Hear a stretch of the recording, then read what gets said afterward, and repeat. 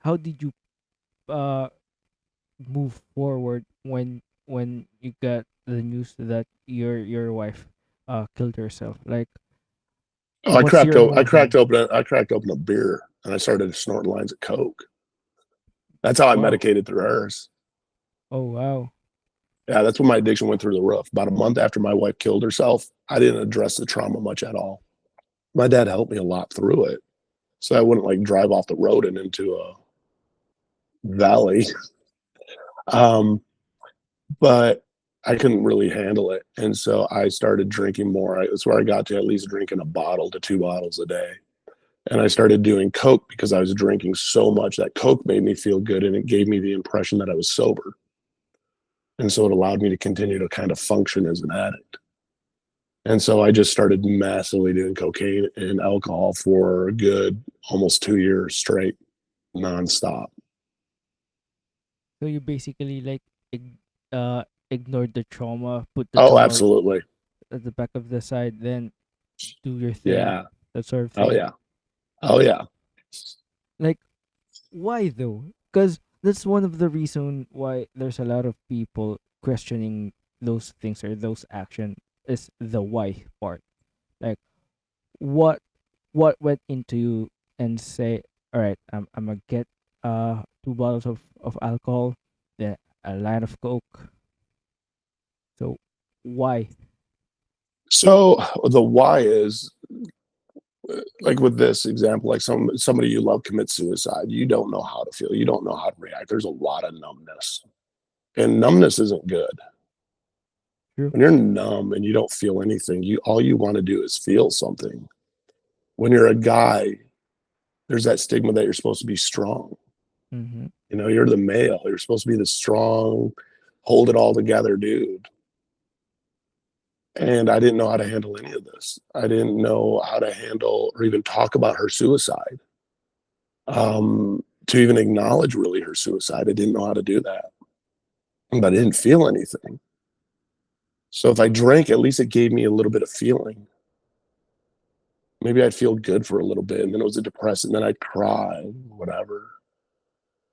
And it took more and more alcohol to give me that feeling. And then it took more and more cocaine to give me that feeling because my tolerance started building. And all I wanted to do was to feel but not feel at the same time. And it was an escape. It was a way to not be left alone with my thoughts in my brain. So it drove me into this thing of why not, to the point that I was physically dependent on it. You know, if I wasn't drinking, I started shaking. I started going through withdrawals the next day. And so it's hard to explain this weird obsession that kind of takes over. And you feel that it at least makes you feel something, and it stops the pain and avoids the pain, but it allows you to deal with it at the same time. And that's the insanity of addiction. Addiction doesn't make any sense. You Mm-hmm. know, why would you do that? Like I look back at a lot of the stuff I did and be like, why? And what part of my brain was I thinking that this was worth it? But at the time, it makes so much sense because it's just numbing everything, and it's giving you what you maybe think is happiness or what you think is a good feeling. Um, when in reality it's not. And then you start creating so many problems in your life because of it, that you start using even more to escape the problems that your addiction's creating for you. And now to avoid the stress of bills and avoid the stress of relationships and everything else that your addiction started to destroy and work, you're using so that you can forget about your bills and you can forget about work and you can forget about, you know, your relationship. And that's the scary part of addiction. How long apart does from your wife till yourself until to your dad committed suicide? Almost 2 years to the date. They were a year and 20 days apart. Oh wow.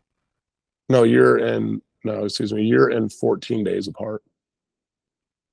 So how did you process when your dad committed suicide? I mean, it's gonna be rough because he's the one who's beside you during those dark days, and now when you heard the news, or you heard that he killed himself? Like, how did you process all of it? So because I didn't live around my parents either when this happened, I lived more than half a country away. Um, and I remember getting the call from my brother telling me that they found my dad's body and he killed himself. And I just went numb again. I was 3 weeks sober, and I was talking to my dad like every single day during this process. And I talked to him Friday, and we were laughing on the phone, and everything seemed normal on the phone. And because I was talking to him about almost every day, I was like, "Hey, I'll talk to you on Monday. I'll let you go for the weekend." So I was just like focusing on not harassing my parents at all that. And I got that call Sunday night, and it was numbing. It took me a long time to even attempt to process it. I was just like my brother called me. It was the time didn't make sense because I lived on the East Coast and I was a 3 hour time difference from them, or the West Coast I lived. I was like, my brother's not up this late. Like this isn't something's wrong. And so I actually had this weird feeling that my dad had like a heart attack or something. And when I picked up the phone, he was like, "Hey, dad committed suicide, killed himself." I'm like, "Fuck." And I just went numb again. Didn't really know how to process it. Um, there's a lot of anger and stuff there too. Um, and yeah, very just blank, numbing feeling of like, "Are you fucking kidding me?" And I think it's so much of a shock. It takes your brain a long time to try and process that.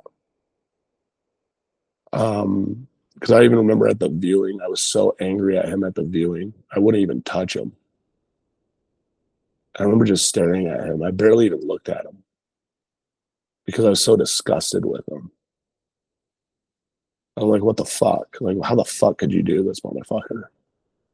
And then I felt guilty for being mad.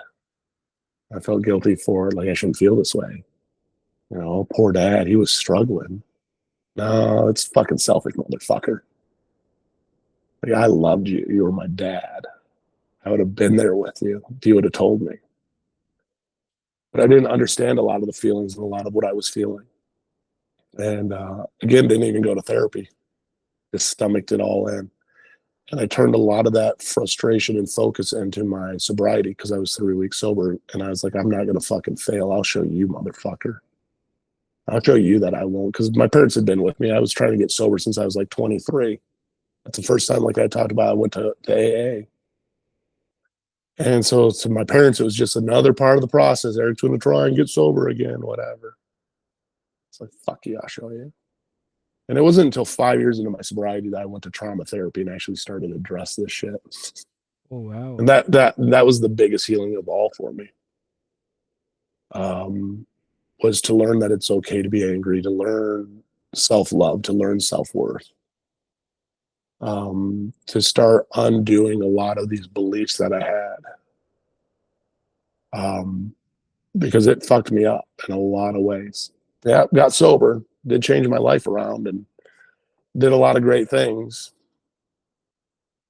But also, I was still in a massive amount of pain that I didn't know why until I really went back and I found somebody who specialized in trauma, specialized in grief, and helped me find the resources and stuff that I needed to start really healing through everything I'd been through. Is this before the time you tried to commit suicide, or this Oh no, this is after? after. This is after. This is back in 2022. You can catch the entire episode exclusively on YouTube. It's youtube.com at the Nick Barellano Show. It's youtube.com at the Nick Barellano Show.